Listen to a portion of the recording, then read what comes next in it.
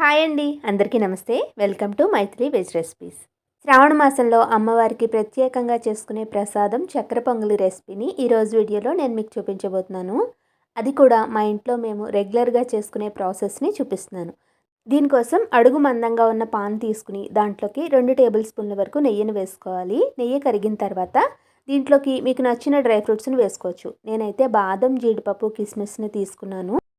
అలాగే ఎండు కొబ్బరి కానీ, పచ్చి కొబ్బరి కానీ ఇలా చిన్న ముక్కలుగా కట్ చేసుకుని దోరగా వేయించుకుని పక్కన పెట్టుకోవాలి. చక్కెర పొంగల్లో కొబ్బరి ఫ్లేవర్ అనేది చాలా బాగుంటుంది కాబట్టి ఎంత ఎక్కువ వేసుకుంటే అంత బాగుంటుంది. ఇవి వేయించి పక్కన పెట్టుకున్న తర్వాత అదే పాన్లోకి నేను ఇక్కడ 1 గ్లాస్ వరకు బియ్యాన్ని తీసుకున్నాను. ఈ పద్ధతిలో చక్కెర పొంగలు చేసుకునేటప్పుడు బియ్యాన్ని కానీ పెసరపప్పుని కానీ కడుక్కోకుండానే తీసుకుంటాం. అందుకోసం ముందుగా బియ్యాన్ని, పెసరపప్పుని ఒక పొడి క్లాత్ మీద వేసుకుని బాగా తుడుచుకుని వేయించుకోవాలి. బియ్యాన్ని బాగా వేయించుకున్న తర్వాత వాటిని పక్కన పెట్టేసుకుని అదే పాన్లోకి పెసరపప్పును కూడా వేసుకుని దోరగా వేయించుకుని పక్కన పెట్టుకోవాలి. బియ్యం ఇంకా పెసరపప్పుని కలిపి 1.5 గ్లాస్ వరకు తీసుకున్నాం కదా, దీనికి సరిపడా 3.5 గ్లాసుల వరకు నీళ్ళని పోసుకోవాలి. మీరు వాడే బియ్యాన్ని బట్టి నీళ్ళని అడ్జస్ట్ చేసుకుని వేసుకోండి. బియ్యం మనకి సగం వరకు ఉడికిపోవాలి. అంతవరకు ఉడికించుకున్న తర్వాత వేయించుకున్న పెసరపప్పును కూడా వేసుకుని ఉడికించుకోవాలి. మనం తీసుకున్న బియ్యం ఇంకా పెసరపప్పు అనేది మెత్తగా ఉడికిపోవాలి. అంతవరకు లో టు మీడియం ఫ్లేమ్కి అడ్జస్ట్ చేసుకుంటూ ఉడికించుకోవాలి.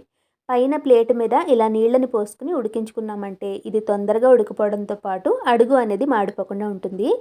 ఒకవేళ మీకు ఇలా ఉడికించుకునేటప్పుడు నీళ్లు పూర్తిగా అయిపోయాయి, మెతుకు ఇంకా ఉడకలేదు అనిపిస్తే ఎక్స్ట్రాగా పైన నీళ్ళని పోసుకుని ఉడికించుకోవచ్చు. ఈ రెండు కూడా మెత్తగా ఉడికిన తర్వాత దీంట్లోకి 2.5 గ్లాసుల వరకు పంచదారని వేసుకుంటున్నాను.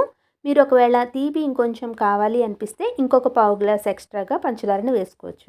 పూర్తిగా పంచదార ఇష్టం లేని వాళ్ళు సగం పంచదారని, సగం బెల్లాన్ని వేసుకోవచ్చు. లేదు అంటే పూర్తిగా బెల్లంతో కూడా దీన్ని చేసుకోవచ్చు. పంచదార వేసిన తర్వాత ఇది కొద్దిగా పలచబడుతుంది కదా, ఇదంతా కూడా తిరిగి దగ్గర పడేంత వరకు నిదానంగా లో ఫ్లేమ్లోనే మధ్య మధ్యలో నెయ్యిని వేసుకుంటూ ఉడికించుకోవాలి. ఉడికించుకునేటప్పుడే మనం డ్రై ఫ్రూట్స్ని కూడా వేసుకుని ఉడికించేసుకోవాలి.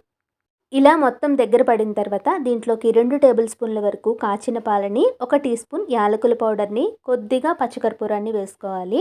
మరీ ఎక్కువగా కూడా వేసుకోకూడదు, కొద్దిగా వేసుకుంటే సరిపోతుంది. పైన 1 టేబుల్ స్పూన్ నెయ్యిని వేసుకుని మొత్తం అంతా బాగా కలుపుకున్నామంటే చక్కెర పొంగలి రెడీ అయిపోయినట్టే. సాధారణంగా రైస్తో చేసిన ఏ స్వీట్ అయినా సరే నెక్స్ట్ డేకి అంత బాగోదు కదా, ఇలా చేసిన చక్కెర పొంగలి మాత్రం 2 రోజులైనా కూడా పాడవకుండా చాలా బాగుంటుంది. ఈ శ్రావణ మాసంలో అమ్మవారికి చక్కెర పొంగలి చేసేటప్పుడు ఈసారి నేను చెప్పినట్టుగా ఒక్కసారి చేసి చూడండి.